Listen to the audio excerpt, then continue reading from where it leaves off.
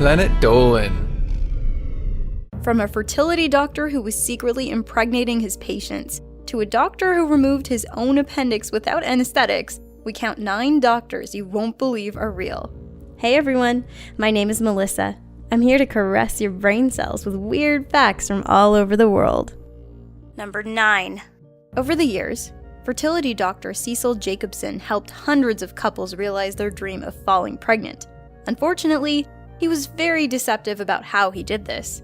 You see, his patients believed that they were falling pregnant using sperm supplied by his screen donors, but Dr. Jacobson was actually impregnating them with his own sperm. To cover this up, he falsified pregnancies and lied to patients about how far along they were. An investigation determined that there was no sperm donor program, and that Jacobson had personally fathered as many as 75 children. He was convicted in 1992 and had his medical license revoked. Jacobson had to pay $117,000 in fines and serve 5 years in prison. But this was a very lenient sentence, as he could have gotten a 280-year sentence and a $500,000 fine. His story became the basis for the movie The Baby Maker.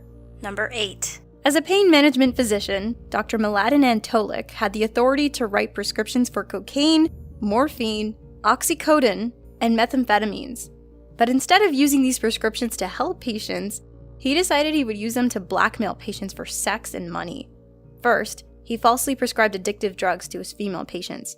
When they got hooked, he invited them to lavish parties and forced them to give him sexual favors in exchange for a drug hit. This went on for years until one patient exposed him with an anonymous letter to the DEA. He was arrested in 2010 and had his medical license suspended. Although he faced 156 years jail time for his crimes, he only served 10 years in prison.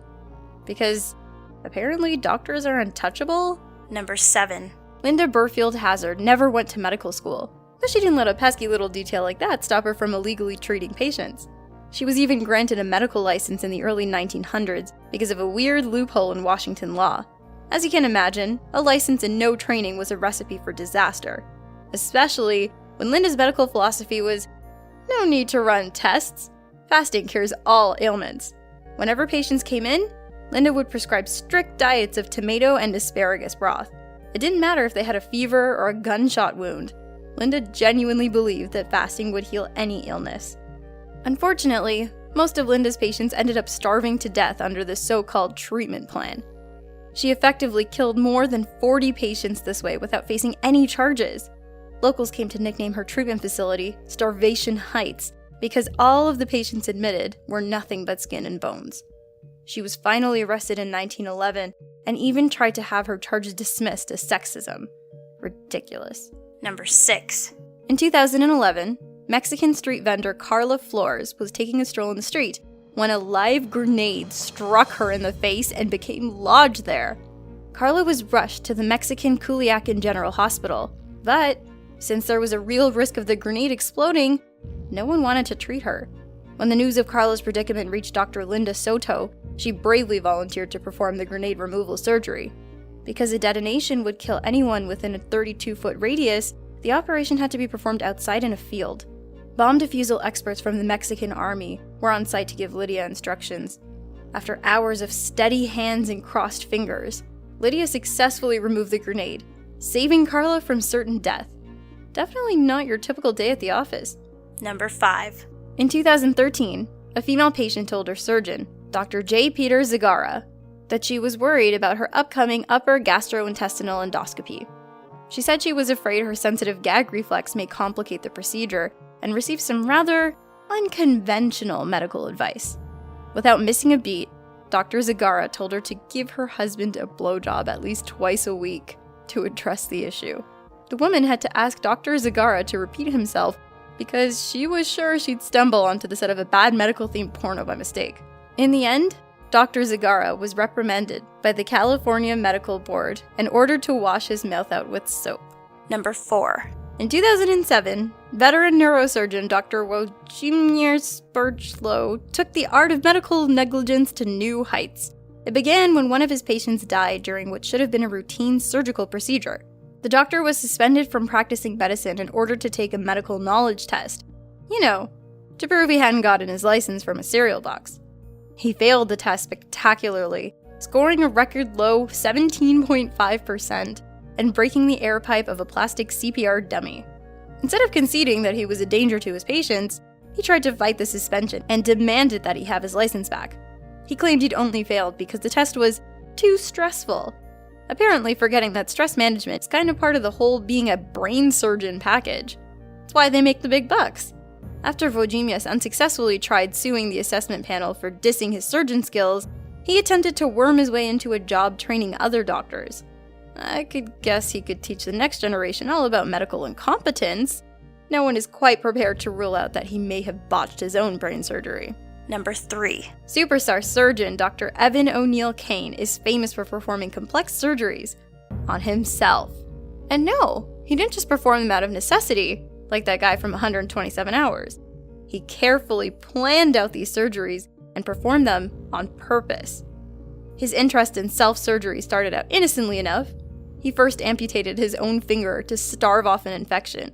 This isn't that strange, except he did this to himself even though he was in a fully staffed hospital. Not long after, Dr. Kane, surgically removed his own appendix using nothing but local anesthesia. He did this without any assistance just to prove that appendectomies could be done by using just local numbing. Finally, at 70 years old, Dr. Kane performed a wrist hernia operation on himself in under 2 hours. He even did the whole thing while chatting and laughing along with a group of nurses. Nothing could keep this good doctor down. Number 2. Dr. Joseph Michael Swango was a highly respected academic whose hobbies included music, reading, and murdering patients and coworkers. His taste for murder began when he was an intern at Ohio State University Medical Center. Nurses there noticed that his perfectly healthy patients had the strange habit of mysteriously dropping dead.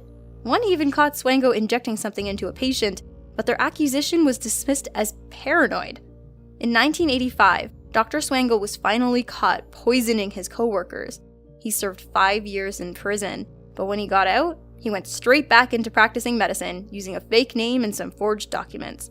Swango avoided the FBI for years and fled to Saudi Arabia, where he was finally caught and extradited to the US.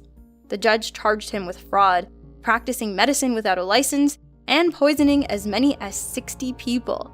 He's now enjoying 3 life sentences in a Colorado prison.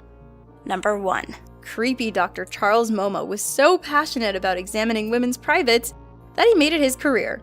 Unfortunately, while most male gynecologists are professionals, the deeply disturbed Dr. Momah believed he had a license to do whatever he wanted to his patients. Over the years, Dr. Momah was accused of sexually harassing, molesting, and raping up to 100 of his patients. He was even accused of bringing his twin brother into practice to join in on the depraved acts. After being raped and subjected to several unnecessary surgeries, one patient filed a police report against Dr. Momah. At first, no one believed her, but when more and more victims started coming forward with similar stories, the police were forced to take her claims more seriously. After a huge investigation, Dr. Momah was sentenced to 20 years in prison. His brother, on the other hand, was not charged due to lack of evidence. And for today's question, we want to know, what's the most embarrassing thing that's ever happened to you on a date? Let us know on the Reddit page linked below, and you might be featured in a future countdown. Catch you guys next time. Thanks for watching! It's legally required to smoke 5 cigars a day. It may have taken him till death, but Samuel did what most men never managed to do. He finally got the upper hand in his marriage.